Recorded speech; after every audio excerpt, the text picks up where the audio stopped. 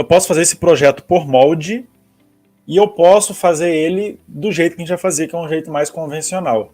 Uma vez que você tem o CAD, você consegue gerar o molde, e uma vez que você tem o molde, você consegue gerar o CAD, ok? Então, se você tem um CAD, você faz o molde. Ali pelas ferramentas de molde, por cavidade também você consegue. E se você não tem, o CAD, só o molde, você consegue gerar da mesma forma o CAD. De uma forma até mais simples, na verdade, você consegue gerar o CAD, ok? E aí o que vamos estar discutindo aqui hoje é trabalhar essa modelagem e depois vamos trabalhar uma renderização aqui dessa peça. Sempre que eu começo uma modelagem, né, algumas pessoas estão acostumadas, outras pessoas estão chegando agora aqui no canal, né, inclusive seja bem-vindo e bem-vinda quem está chegando pela primeira vez. Eu sempre separo as aulas em duas etapas. A primeira etapa é a que eu chamo de etapa de interpretação do desenho 2D.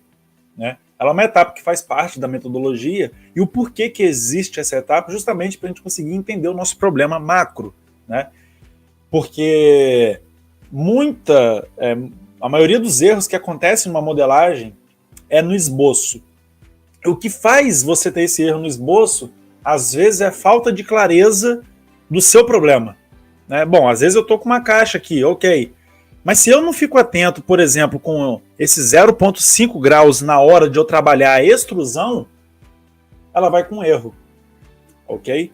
Então, assim, a gente tem que tomar muito cuidado na hora de interpretar o desenho 2D, de saber o que a gente está fazendo, porque isso é válido tanto para um manual de uma máquina, isso é válido tanto para um cliente entregar uma folha de desenho e pedir um projeto, e também é válido se você tem um croquis feito à mão de uma máquina, você vai no campo e você faz o levantamento das medidas de uma esteira, correia transportadora, de qualquer outra coisa, e aí você precisa colocar as informações suficientes para você trabalhar a sua modelagem, ok?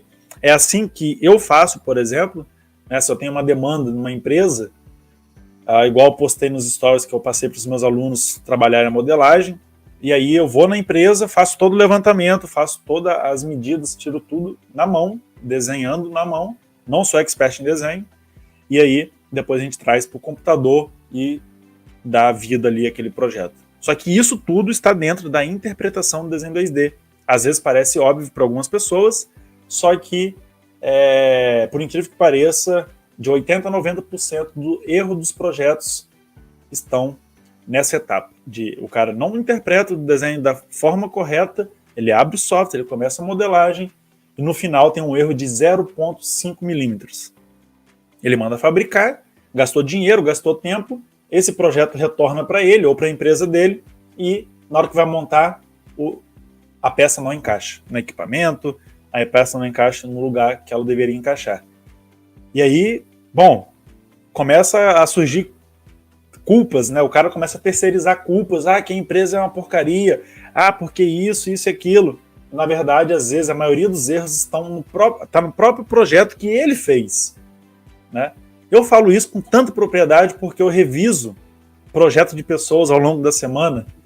Né? Eu faço questão de revisar os projetos, muitas pessoas mandam um projeto, e por incrível que pareça, o erro é mais bobo do que vocês imaginam.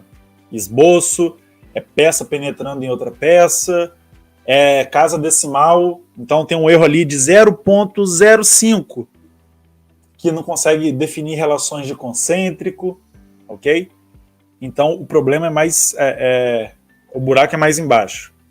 Então vamos lá. Primeira coisa, interpretar o desenho 2D. O que eu considero fundamental nessa parte de interpretação do desenho 2D, e geralmente os projetos eles são fornecidos a vista isométrica, tá? Eu recomendo, quando você realizar um projeto, que você coloque uma vista isométrica. Mesmo se nessa folha aqui, tá? Mesmo se nessa folha ficar muita coisa, você vai colocar uma outra folha só com a vista isométrica, grandona. Por que eu recomendo isso? Porque isso dá mais clareza para o cara que vai fabricar, isso dá mais clareza para o seu cliente, isso dá mais clareza para você que está fazendo o projeto. Nesse caso aqui, né, eu consigo ver algumas coisas que, se eu não tivesse a minha vista isométrica, talvez não ficaria tão claro igual com a vista isométrica, ok? Então, todo projeto eu recomendo que vocês coloquem a vista isométrica. Todo o projeto, seja um parafuso, seja uma porca, ok? Seja um eixo, qualquer outro tipo de projeto, coloque a vista isométrica. E o porquê que eu falo isso? Porque isso facilita muito. Ó. Tendo a vista isométrica, alguns parâmetros, algumas informações eu já vou começar a atribuir aqui no meu projeto. Como, por exemplo, se eu tenho aqui uma vista isométrica, ok? Se eu olhar dessa parte superior aqui, eu vou ter uma vista superior. Beleza. Se eu olhar nesse sentido, como a minha isométrica está virada nesse sentido, essa vista aqui é a frontal e essa vista olhando aqui é uma vista lateral. Bom, esse é o primeiro passo que eu recomendo para a gente começar a entender o nosso problema. Tá? Ah, Alan, mas esse projeto que você está fazendo tem 3 vistas, isso está muito claro, não precisa fazer isso?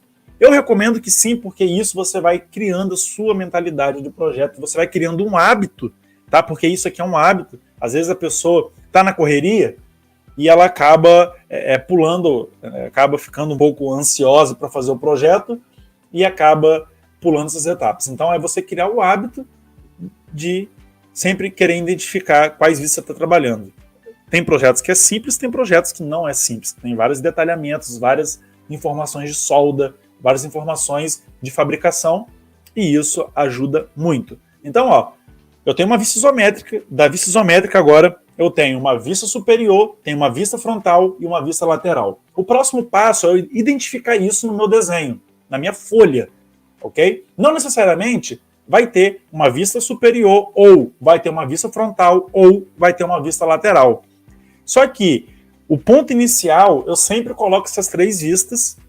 Claro, poderia ter uma vista inferior, poderia ter uma vista lateral esquerda, poderia, sem problema algum, tá? Só que eu começo com, e isso faz sentido, porque você está começando o projeto aqui com a vista padrão.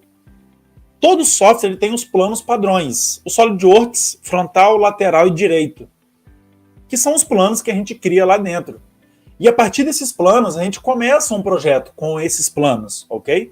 E é isso aqui que eu estou fazendo. Ó. Tem um plano superior, um plano frontal e um plano lateral. Esse projeto aqui está no primeiro diedro, né? Ou seja, partindo disso, eu estou no primeiro diedro, então, quando você tem o conhecimento disso, algumas coisas você sabe. Como, por exemplo, nessa parte superior, eu tenho uma vista frontal, tenho uma vista lateral, e essa aqui, obviamente, é uma vista superior, ok? Então, é exatamente isso que a gente identificou aqui. Eu olhei para o meu desenho agora e eu identifiquei, eu estou interpretando o desenho, então eu identifiquei essas vistas no meu projeto agora. Esse projeto é mais fácil porque ele não tem detalhamento. Por quê? O nosso próximo passo agora, para começar o projeto, é trabalhar em cada vista. E cada vista a gente vai conhecer os detalhes. Por quê? Porque isso vai mostrar qual é a melhor forma da gente iniciar esse projeto. Esse projeto aqui você pode iniciar de várias formas, ok? Mas vamos ver qual que seria a melhor forma para a gente trabalhar esse projeto aqui. Não está tão intuitivo, tá? Mas se você pensar que isso aqui, imagina, tudo começou com um retângulo sólido, que tem uma altura, uma largura e um comprimento. Né? É uma caixa, e eu sei que a gente vai usar casca, né? Enfim, se tem alguém que não sabe o nome dos recursos aqui, a gente sabe que a gente vai ter que ter uma peça sólida, e dessa peça sólida eu vou ter que retirar um volume da peça sólida.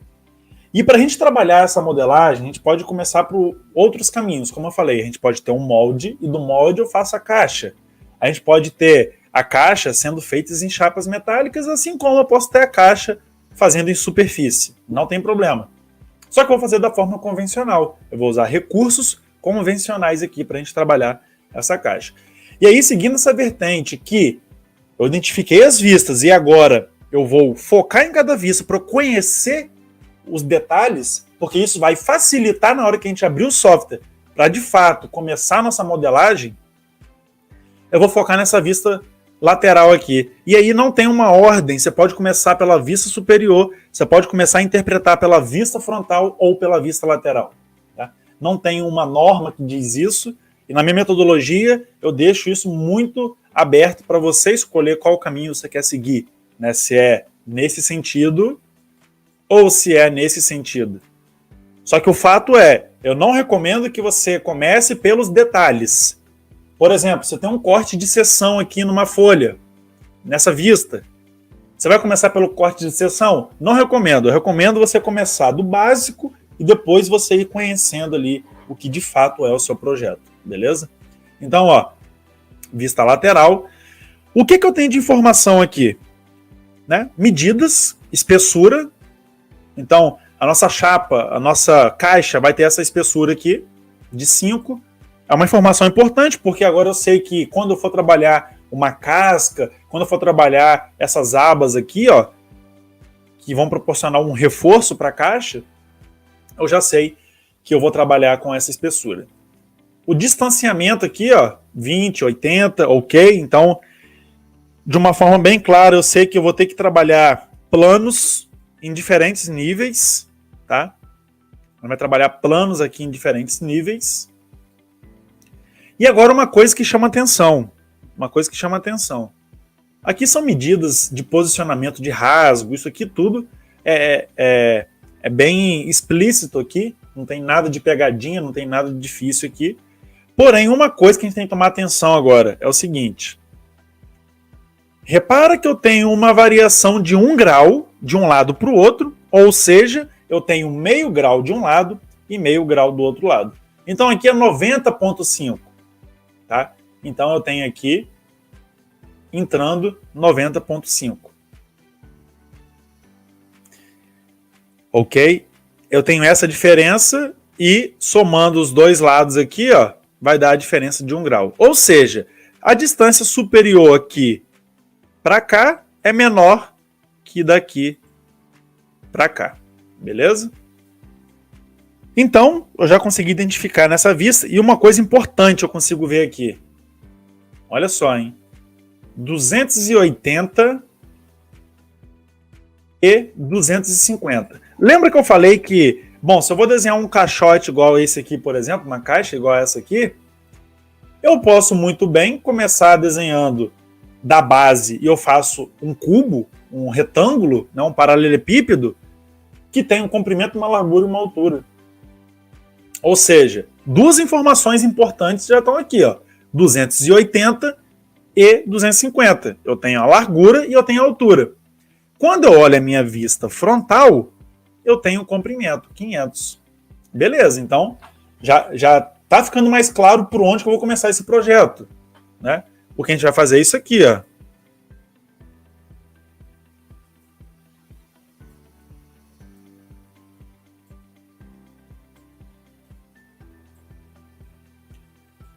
Que eu vou fazer isso aqui, né? Depois eu faço os extremos, depois eu tiro o volume aqui da parte interna, né? Não faz sentido eu começar... Aliás, não tem como você começar de outra forma aqui, a não ser que você queira, enfim, complicar as coisas e começar fazendo essas abas, né? Ou querer fazer por chapa. E por chapa também dá para você fazer nesse sentido, ok?